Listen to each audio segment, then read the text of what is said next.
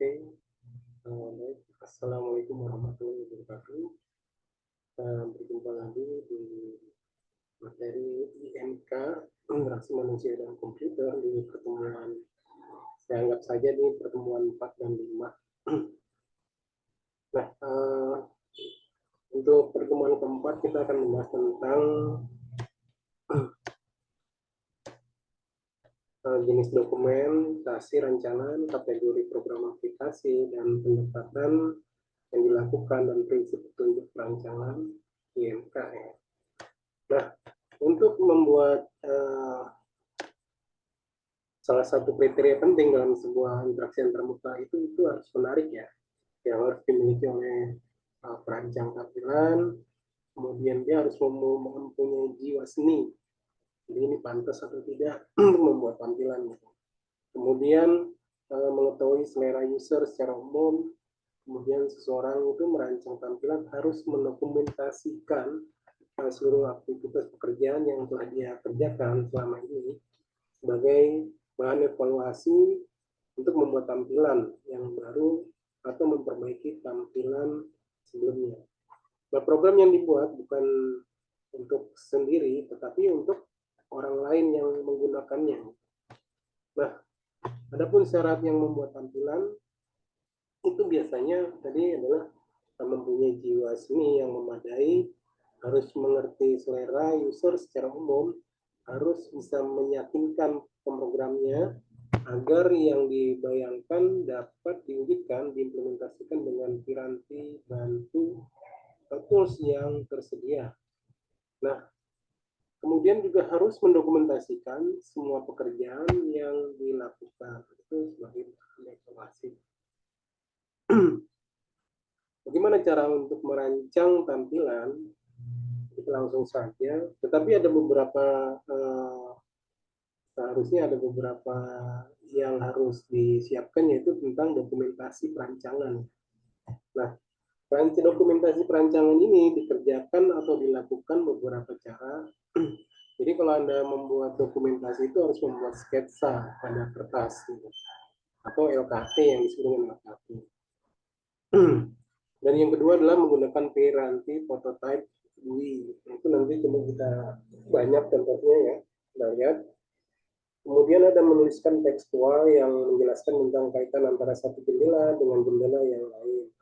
Kemudian menggunakan piranti bantu yang disebut dengan test computer aided software engineering.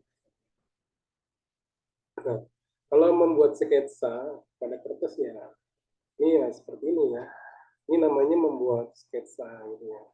Jadi dalam dokumentasinya itu ya kita harus membuat sketsa seperti ini, kita harus merancang gitu. Nah, representasi visual yang sederhana ini biasanya kalau kita membuat sketsa itu ada struktur. Ya, kalau bentuk strukturnya itu kan ada beberapa garis gitu ya, garis lurus gitu. Kemudian ada bentuk dasar yang menunjukkan bentuk-bentuk elemen atau lokasi elemen seperti teks ya. Kemudian ada gambar, ini ada gambar ya. Kemudian ada tools, tombol. Kemudian ada area kontennya gitu ya. Kemudian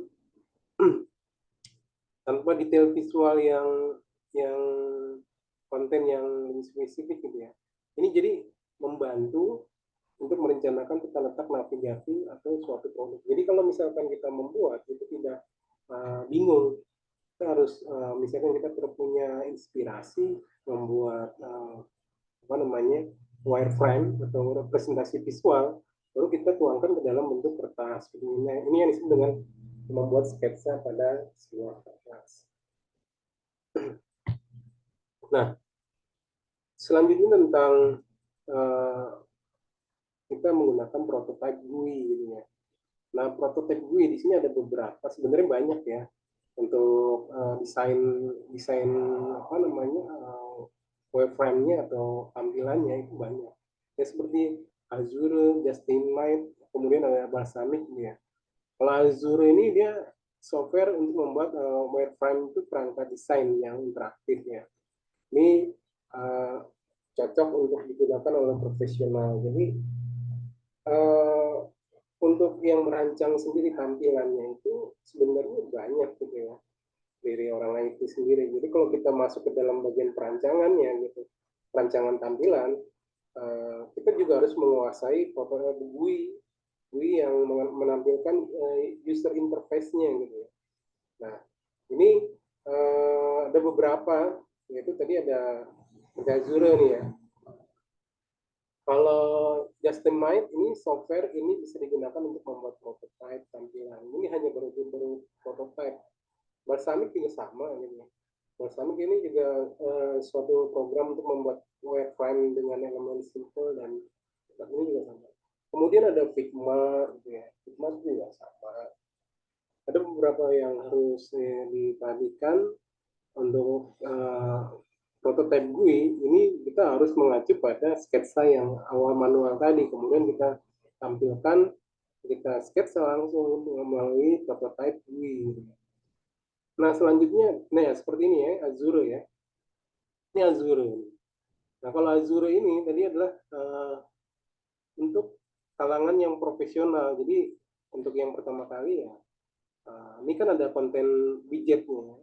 Create konten widget ini ada widget di sini.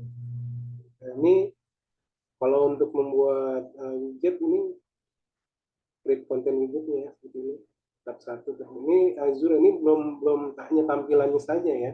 Jadi ini belum apa namanya isian untuk tentang algoritmanya belum kita masukkan. Kemudian ada Justimate, ini Justimate nih. Nah kalau Justimate ini untuk membuat prototipe ini platformnya mau dari mobile hingga website gitu ya. Ini Justimate. Ini bayar ini trial 30 hari Anda pakai. Kemudian ada Balsamic ini juga sama. Nah ini ada beberapa yang menggunakan prototipe tentang GUI yang menggunakan apa namanya bentuk visual ya. Jadi tadi ada Azure, ya Azure. Jadi digunakan untuk interaksi dalam suatu widget ya, dinamik panel. Ini untuk menyusun beberapa interaksi ya. Ini interaksi dengan mudah. Kemudian ini tadi ada Justimate. Ini prototipenya ya, bentuk visual produk website untuk menguji konsep website ya. Dibuat yang sedang dikembangkan dengan kata lain ini adalah prototype dalam demo interaktif dari websitenya. Biasanya digunakan mengumpulkan feedback dari berbagai pihak yang berkaitan dengan project sebelum website resmi dirilis. Jadi ini hanya mock up-nya gitu ya. Mock up itu ya tampilannya saja sebenarnya. Jadi prototype. Fungsinya lebih interaktif, memungkinkan pengguna itu berpindah dari halaman lain ke satu gitu ya. Kemudian menggunakan fitur menu drop. Ya, kalau menu drop itu ke bawah gitu ya. Nah, jadi memungkinkan pengguna ini berpindah ke satu halaman gitu. Ke halaman berikutnya ini kita bisa walaupun dia prototype, tapi dia bisa digunakan untuk menggunakan feedbacknya itu bisa, umpan baliknya itu dia bisa gitu. Ini tentang Justimine. Kemudian ada Balsamic nih. Ini dia tampilan mockup ya seperti ini. Mockupnya saja seperti product manager, dia memiliki bisnis analis, kemudian developers, seperti banyak yang lainnya. Penggunanya mudah membuat orang lebih tertarik menggunakan Balsamic mockup. Jadi sebenarnya untuk yang pemula itu lebih banyak ke Balsamic ini ya, untuk mockupnya ya. Rata-rata dia menggunakan Balsamic karena ya lebih mudah digunakan gitu ya. Kemudian selanjutnya adalah kita menuliskan tekstual yang menjelaskan tentang kaitan antara satu jendela dengan jendela yang lain. Contoh, ya.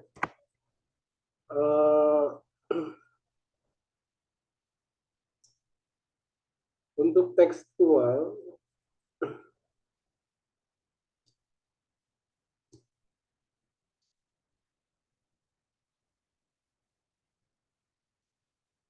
ini aplikasi e-commerce ya. Ketika pengguna membuka aplikasi, mereka pertama kali melihat layar, ya, beranda atau halaman, kemudian yang berisi daftar produk yang disarankan atau promosi terbaru di sana langsung dapat mengklik gitu ya, salah satu produk.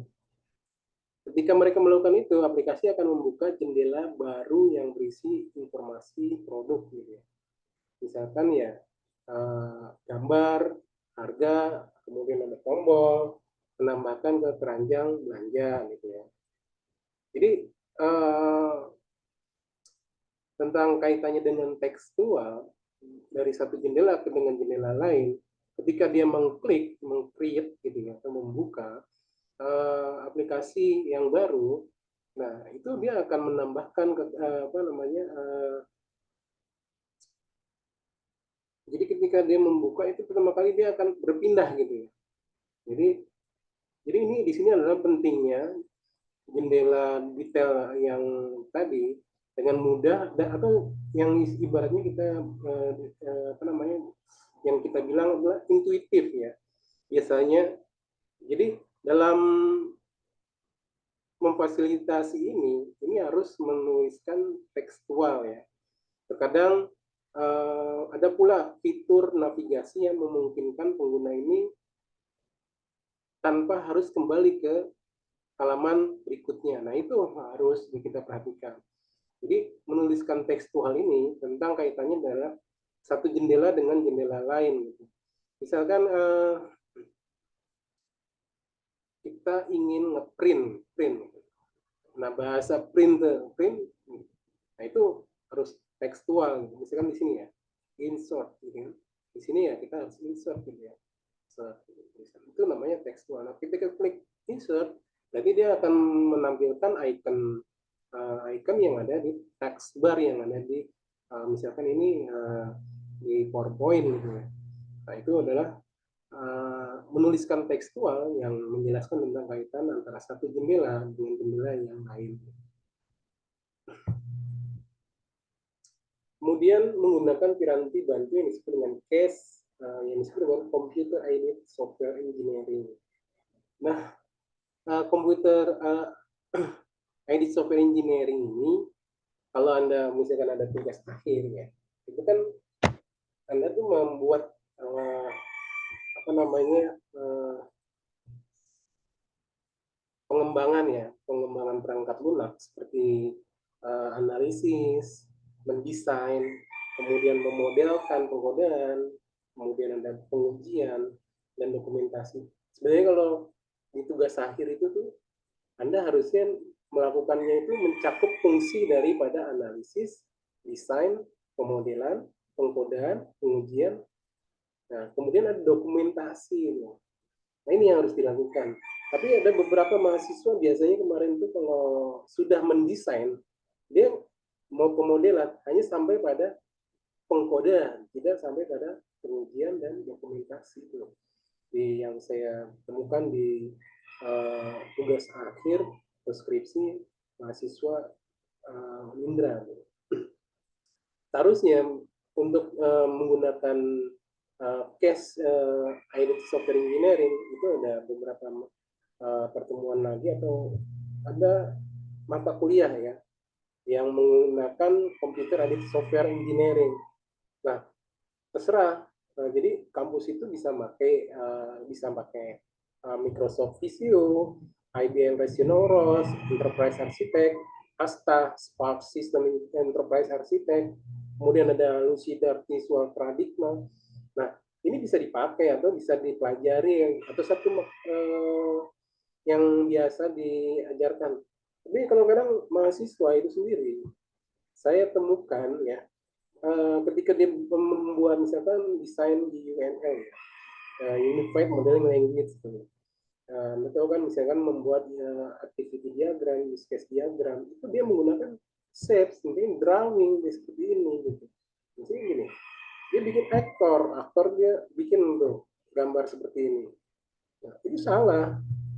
Harusnya dia minimal dia menggunakan Microsoft Visio gitu ya, atau Rational ROS. Nah, ini kenapa saya anjurkan kalau misalkan Anda membuat diagram atau seperti analisis atau pemodelan Anda diwajibkan sebagai mahasiswa komputer menggunakan Microsoft Visio atau Rational ROS atau katakan Rational ROS gitu ya, karena dia sudah include gitu ya, sudah terpadu gitu untuk membuat pengkodean, pemodelan, dan desain. Nah, silakan Anda coba di download. Nah, kalau Rational ROS itu biasanya gratis ya, free gitu. Nah, ini ada beberapa aplikasi ya yang menggunakan case ya, tools ya. Jadi Anda bisa gunakan itu untuk misalkan menganalisis desain gitu ya, UML, kemudian pemodelan, pengodean yang Anda bisa gunakan. Nah, selanjutnya tentang kategori program aplikasi pendekatan yang dilakukan. Ditinjau dari calon penggunanya, yaitu program aplikasi ini keperluan khusus dengan penggunaan khusus spesial atau purpose software gitu ya.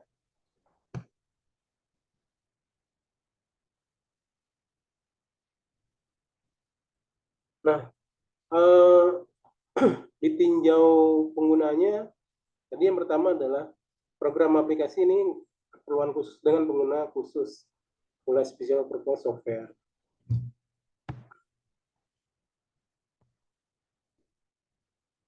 Biasanya aplikasi ini diperuntukkan untuk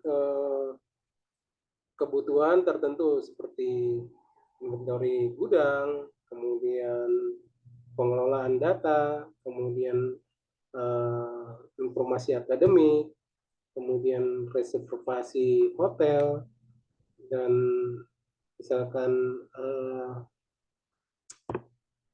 desain apa namanya untuk perpustakaan ya, itu bisa. Nah, untuk aplikasi ini ada dua pendekatan yang dilakukan, yaitu menggunakan pendekatan user centered design, perancangan antarmuka melibatkan pengguna, kemudian ada pendekatan user design approach, kemudian pengguna sendirilah yang merancang wajah antarmuka yang diinginkan. Kemudian ada program aplikasi yang digunakan oleh banyak pengguna yang disebut dengan general purpose software. Nah, coba kita bahas tentang special purpose software ya. Ini contoh perangkat lunak ya yang khusus meliputi sistem manajemen perpustakaan nih tadi ya saya sebutkan. Ini khusus untuk mengelola koleksi buku dan data peminjaman di perpustakaan. Jadi kalau misalkan ada pengguna di dalam sistem manajemen perpustakaan, itu dia harus memenuhi atau membantu informasi yang diberikan kepada si pengguna untuk memakai sistem manajemen perpustakaan. Jadi untuk kaitannya dengan sistem manajemen perpustakaan itu bagaimana orang memakai sistem manajemen perpustakaan gitu ya. Contohnya dia mau daftar. Jadi kalau kita bikin perpustakaan ya ada pendaftaran, kemudian bagaimana ingin dia meminjam sampai dia terpuaskan untuk dalam sistem manajemen perpustakaan. Kan dia sampai ingin pinjam buku, kemudian datanya sudah ada. Kemudian buku yang dicari di katalog dia sudah muncul. Nah, itu adalah layanan daripada perpustakaan. Kemudian ada sistem informasi geografis atau SIG ya, yang digunakan untuk pemetaan analisis data geografis dalam pemodelan di lingkungan atau pencernaan kota. Misalkan kita ingin mencari data-data apa namanya daerah yang rawan kebakaran atau data-data yang rawan apa namanya misalkan kalau di Jakarta di kota besar itu macet, kita bisa pakai itu atau daerah informasi tentang kekeringan ya atau banjir, kita bisa menggunakan sistem informasi geografis. Itu biasanya kalau kita pakai misalkan data bencana ya, jadi kita menggunakan data bencana itu kan di misalkan cuaca ya, cuaca juga bisa ya, BMKG gitu ya. Kita tahu tuh cuacanya gitu. Misalkan kita akan melakukan perjalanan jauh. Oh, cuaca yang nanti di luar kota ini akan hujan. Itu informasi yang biasa yang digunakan oleh pengguna gitu. Kemudian ada perangkat lunak simulasi, digunakan dalam industri manufaktur, memodelkan proses produksi untuk memprediksi kinerja sistem. Misalkan digunakan proses produksinya itu untuk memprediksi kinerja sistem. Ini adalah bagaimana simulasi dalam industri untuk membuat contohnya membuat mobil, misalkan model mobil gitu ya, atau molding gitu ya. Nah ini dia gunakan tuh perangkat lunak simulasi itu, menggunakan misalkan AutoCAD atau mungkin rumah ya. Nah ini adalah yang digunakan oleh proses produksi gitu ya, dalam memprediksi kinerja sistem. Jadi kita akan buat rumah nih. Nah rumahnya itu kita sketch gitu kan. Nah kita buat strukturnya, kemudian bahannya, hitungannya, kemudian uh, kalibrasinya, bisa bentuknya, warnanya. Nah itu semua model yang proses produksi yang dikerjakan oleh sistem aplikasi gitu ya. Kemudian ada sistem manajemen basis data khusus dioptimalkan untuk mengolah data dalam industri tertentu seperti sistem manajemen basis data medis untuk catatan pasien di rumah sakit ya, atau misalkan tentang big data itu sendiri gitu ya. Nah, sistem manajemen basis data untuk mengolah big data gitu ya. Nah, itu bisa. Itu untuk data-data apa? Kalau misalkan data medis, berarti kalau dia ada pasien sakit, datanya tinggal diambil. Kalau tentang big data, bagaimana menganalisis pasar, kemudian kecenderungan orang ke pasar, kemudian prediksi, itu adalah tentang big data gitu ya. Nah, kemudian tentang user centered design atau UCD gitu ya. Sebenarnya di dalam bab 3 kalau Anda waktu dulu ya di tugas akhir itu. Nah, bagaimana tahapan untuk membangun sebuah sistem ya berfokus kepada kebutuhan user gitu. Nah itu harus ada beberapa UCD atau user centered design. Ini bagian sistem development life cycle ya. Sehingga desain diaplikasikan dikembangkan melalui UCD. Itu ada beberapa. Misalkan nih sini ada kebutuhan ya dioptimalkan. Di sini ada 4 tahap, ada proses UCD ya. Ada understand, context use, kemudian ada specific user requirement, kemudian ada design solution, kemudian ada evaluation again recruitment. Nah ini yang kaitannya dengan misalkan tentang perancangan understand context use ya, of use ya. Perancang sistem harus mengerti konteks penggunaan dan penggunaan sistem, seperti siapa yang menggunakan aplikasi, ya, untuk apa mereka menggunakannya dan dalam situasi seperti apa mereka menggunakan aplikasi. Kemudian ada spesifik user requirement ya, kebutuhan perancang mengerti konteks penggunaan dari aplikasi. Maka dapat berlanjut ke proses selanjutnya yaitu menentukan kebutuhan user requirement ya. Pada proses ini perancang harus dapat menentukan kebutuhan user di dalam bisnis tujuan yang akan dicapai. Kemudian ada proses berikutnya untuk merancang solusi ya, desain solusi ya. Nah, di sini ada kebutuhan juga user requirement ya, yang telah dijelaskan pada proses sebelumnya. Jadi setelah itu, proses perancangan ini akan melewati beberapa tahapan seperti konsep kasar atau prototype atau desain lengkap. Nah, itu bisa dilakukan. Kemudian ada evaluasi melibatkan user yang akan menggunakannya. Evaluasi ini mulai dari satu proses dilanjutkan ke proses berikutnya. Atau misalkan dia, oh nggak cocok nih desainnya, dia akan kembali lagi ke desain solusi. Atau spesifik user requirement nih kemudian ya, yang dia akan kembali lagi. Nah ini kita kita kenalkan kepada user bagaimana dia tentang memakainya, kemudian apakah cocok, ini akan bisa kita tahap selanjutnya. Nah, untuk selanjutnya adalah tentang metode yang berkaitan dengan user centered design ya. Nah, kalau di dalam mahasiswa itu kebanyakan dia memakai ini 3 ya, agile, metode waterfall, ada scrum, kemudian ada metode prototype, ada spiral, ada lean, ada kanban.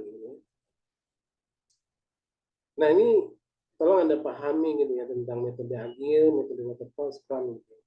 Jadi kalau contoh satu ya, metode waterfall. Kalau metode waterfall itu kan dia melakukan analisis, kemudian dia sampai ke pengujian. Jadi tahapan-tahapan ini dia nggak bisa dilewatin gitu.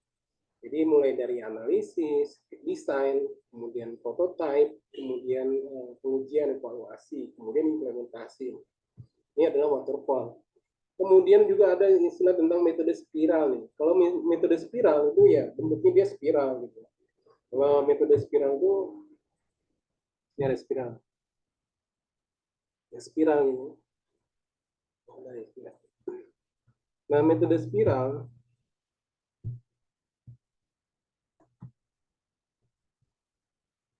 ini adalah metode pendekatan perangkat lunak menggabungkan aspek dari waterfall. Pengembangannya itu berulang-ulang dalam siklus spiral, mencakup 4 fase. Ya, sama sebenarnya dengan waterfall, tapi dia spiral. Juga kalau waterfall dia seperti air terjun ya. Kalau spiral dia lingkaran, tapi dia berulang-ulang gitu. Penentuan tujuan, penentuan alternatif, pengembangan evaluasi, serta perencanaan berikutnya. Nah, itu 4 fase tuh. Kalau misalkan metode agil, ya ini ya dibilang metode ekstrim, Kalau dibilang misalkan kebutuhan user itu pengennya cepat, nah atau dengan kondisi tertentu gitu ya, pengennya cepat nih, kita bikin sistem seperti ini, maka dia menggunakan metode agil tuh. Jadi kalau misalkan metode agil ini di depannya usernya kita laptop, kemudian kita biasanya di situ ada programmer langsung gitu. Nah di situ dia udah langsung ada prototype, kemudian dia bisa kode langsung tampilannya ini pak gitu. Oh, oke, baik. Nah itu adalah metode agil. Jadi kolaborasi ya, maaf ya. Jadi kelibet-libet nih. Timnya yang fleksibel dan iterasi cepat respon terhadap perubahan. Jadi ini tim ini lebih pendek. Tapi kalau ada kesalahan ya dia akan ulang lagi tuh, cepat ulang. Nah ini adalah metode yang berkaitan dengan user center design. Kalau waterfall itu ya sering dipakai oleh umumnya pada umumnya itu yang biasanya yang tertib itu adalah metode waterfall. Oke lanjut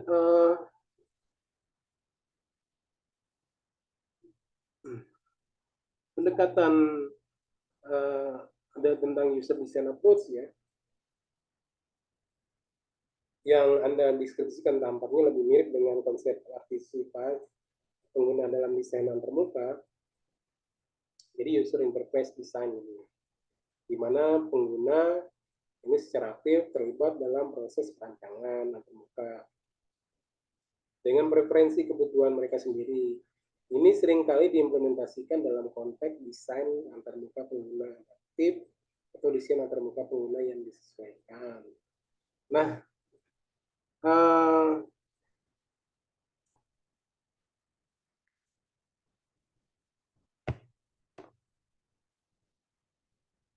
tentang pemberian pengguna counter langsung antarmuka UI sebenarnya user interface ya sesuai dengan preferensi mereka sendiri. Kemudian merancang antarmuka pengguna yang mereka inginkan secara langsung mencerminkan preferensi pribadi, gaya, dan kebutuhan mereka. Jadi dia bebas mengatur sendiri gitu. Biasanya itu ya kalau penggunanya dia ada real time feedback, kemudian ada postimasi mendalam, kemudian ada kontrol penuh, kemudian meningkatkan keterlibatan pengguna, pengalaman pengguna yang lebih memuaskan adalah user design approach ya. Kemudian ada general purpose software ya. Program aplikasi yang digunakan oleh banyak pengguna atau salah satu kunci penting dalam pembuatan modul ini dengan melakukan kostumasi. Jadi itu bebas ya pengguna. Ya bisa tema, tampilan, pengaturan preferensi, pengaturan profil, pengaturan tampilan dan layout, modularitas, dan pengaturan fitur, pengaturan izin dan hak akses. Nah, ini general purpose software. Kemudian ada prinsip-prinsip perancangan. Prinsip-prinsip perancangan antarmuka pengguna terbagi menjadi 4 komponen. Model pengguna. Nah, model pengguna ini ada model pengguna yang tentang konseptual yang diinginkan pengguna dalam memanipulasi informasi dan proses yang dia aplikasikan pada informasi. Kemudian ada bahasa perintah ya. Ini adalah piranti memanipulasi model. Kemudian ada umpan balik. Umpan balik ini sebagai kemampuan sebuah program dalam membantu pengguna untuk mengoperasikan program tersebut. Kemudian ada tampilan informasi ya. Nah, tampilan informasi ini digunakan untuk menunjukkan status informasi atau program jika pengguna melakukan suatu tindakan.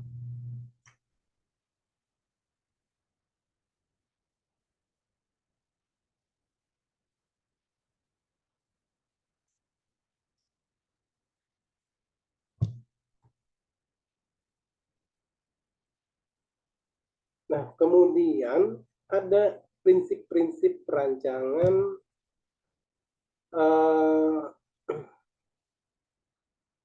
di sini ada keterpaduan, integrasi. Sistem informasi manajemen pengetahuan harus dirancang untuk berintegrasi dengan baik di sistem lain. Kemudian ada accessibility. Informasi pengetahuan harus dapat diakses mudah oleh pengguna yang berwenang. Jadi mencakup penyediaan antarmuka pengguna yang intuitif, pencarian yang efektif, aksesibilitas yang sesuai. Kemudian sekuritas atau security atau keamanan. Sistem harus dirancang dengan keamanan yang kuat. Informasi, pengetahuan sensitif, kemudian akses yang tidak sah atau pengguna yang tidak pantas. Biasanya di sini ada akses kontrol ya, tentang akses yang ketat. Akses kontrolnya. Kemudian ada enkripsi data, kebijakan yang ketat. Nah, ini ada keamanan. Kemudian ada skalabilitas. Nah, sistem harus mampu berkembang seiring dengan kebutuhan organisasi, mengorbankan kinerja atau kehandalan. Ini termasuk desain yang memungkinkan penambahan pengguna, volume data, fitur-fitur tambahan dengan lancar. Atau kalau misalkan dia mengikuti, ya kayak misalkan contohnya pada waktu COVID, ya itu kita harus menggunakan skalabilitas dengan kondisi dengan COVID kita harus menggunakan misalkan pegawai harus absen gitu. Absennya gimana? Kemudian bekerja di rumah dia menggunakan verbook, verifikasi muka gitu kan. Nah, itu skalabilitas.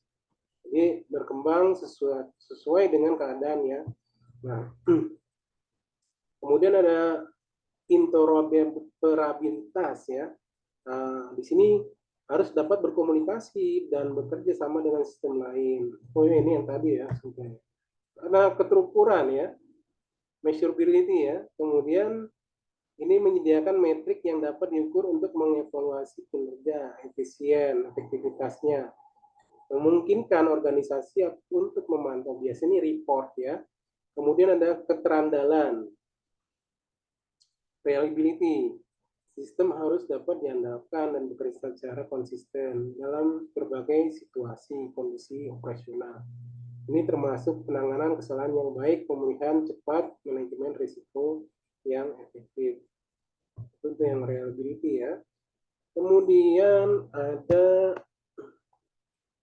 pedoman perancangan. Nah, pedoman perancangan yaitu kita lihat di sini tentang pedoman data display. Tujuannya tingkat tinggi data display. Jadi ini harus konsisten tampilan data. Kemudian asimilasi informasi yang efisien oleh pemakai. Kemudian beban ingatan pemakai yang minimal. Kompatibilitas tampilan data dengan memasukkan data. Kemudian ada fleksibilitas kendali pemakai ya. Ini tentang pedoman data display. tujuan tingkat tinggi untuk data display.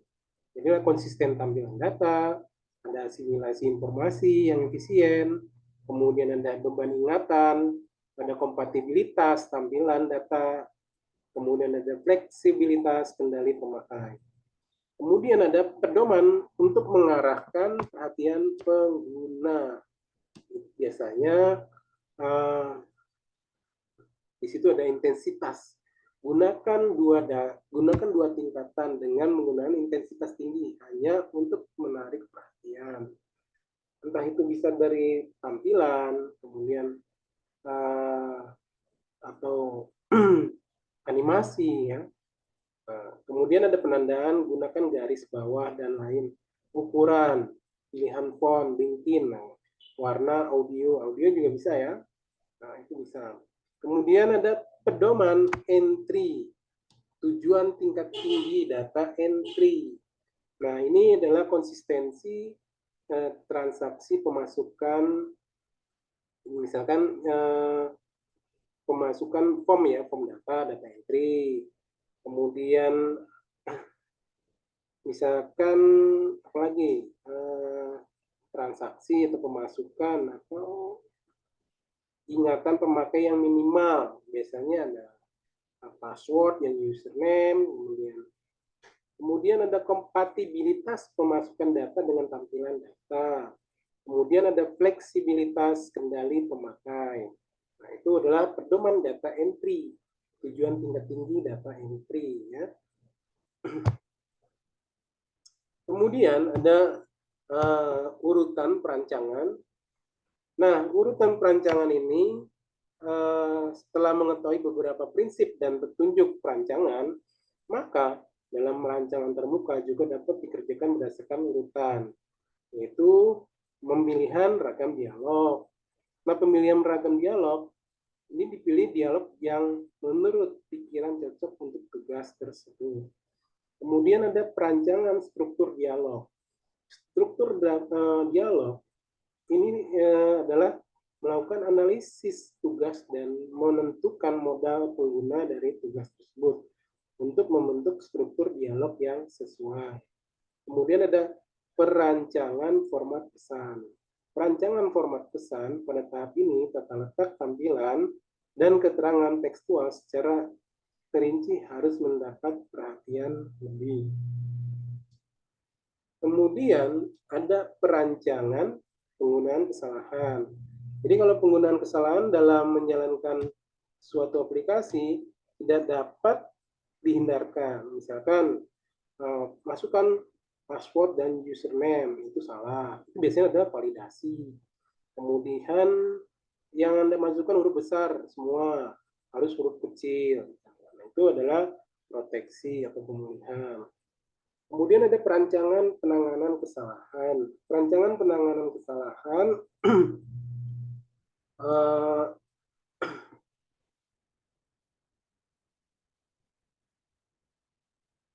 tadi penanganan perancangan kesalahan ya. Perancangan struktur data ya. Terakhir adalah perancangan struktur data. Dalam hal ini menentukan struktur data yang dapat digunakan untuk menyajikan dan mendukung fungsionalitas komponen-komponen antarmuka yang diperlukan. Jadi menentukan struktur data yang dapat digunakan untuk menyajikan dan mendukung fungsionalitas dari komponen-komponen antarmuka. Oke. Nah, selanjutnya adalah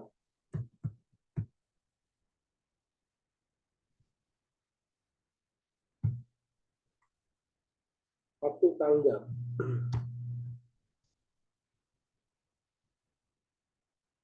Waktu tanggap ini beberapa aspek yang mempengaruhinya antara lain yaitu ragam interaksi yang diinginkan dan kepastian pengguna dalam menjalankan program aplikasi tersebut, serta waktu tanggap yang berbeda-beda dapat mempengaruhi konsentrasi pengguna yang pada gilirannya akan mempengaruhi kinerja pengguna. Kemudian ada penanganan kesalahan tadi ya. Menjadi dua bagian, kesalahan pada implementasi program, kesalahan logika ketika program sedang berjalan. Kesalahan pada implementasi program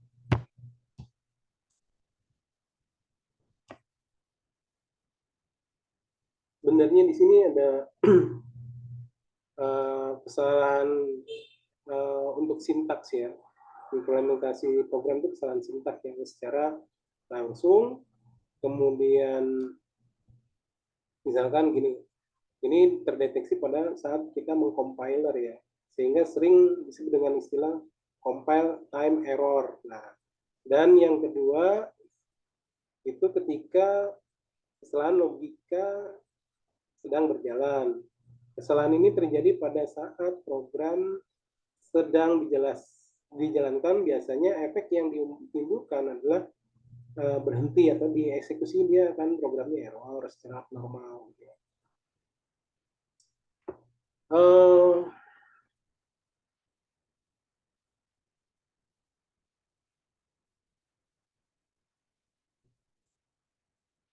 Kemudian ada piranti bantu sederhana yang disebut dengan LKP. Kalau tadi ya secara manual itu biasanya itu di slide yang pertama ya, kan. Jadi kalau kita membuat sketsa pada kertas nih ya, membuat sketsa pada kertas, kita akan membuat ini. Kita ada yang namanya lembar kerja tampilan. Nah ini lembar kerja tampilan ya. Di situ ada nomor lembar kerja, bagian tampilan, kemudian ada bagian navigator, ada keterangan. Nah, seperti apa sih bagian keterangan? Nah, keterangan misalkan judul jendela, pakai, nah ini seperti ini ya. Kemudian navigasi, klik selesai, klik simpan. Nah, kemudian ini tampilannya, ini bagian tampilan, ini nomornya sheet 5. Nah, ini tampilannya, bagian keterangannya, judul jendela pakai Arial tag. Nah, navigasinya klik selesai. Ini klik simpan. Klik batal. Kosongkan borang. Kalau simpan, aktifkan penyimpanan berkas dan kosongkan.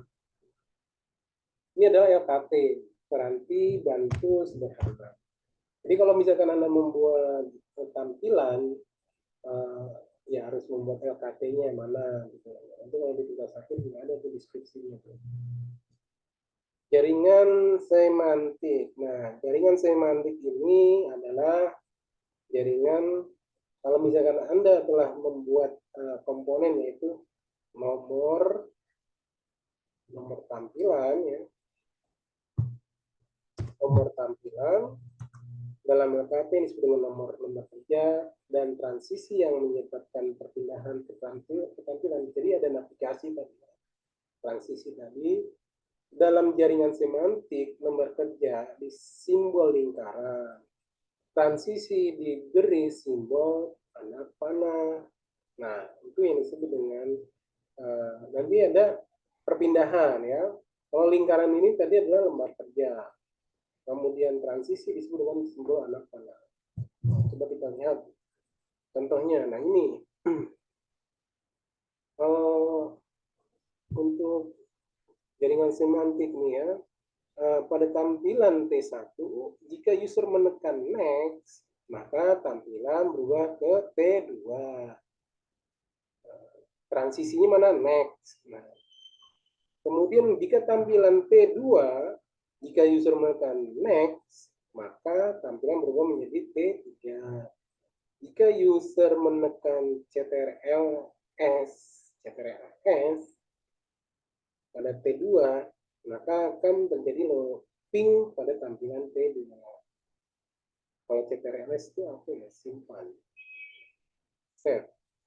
Ya, mungkin yang lain lah gitu ya.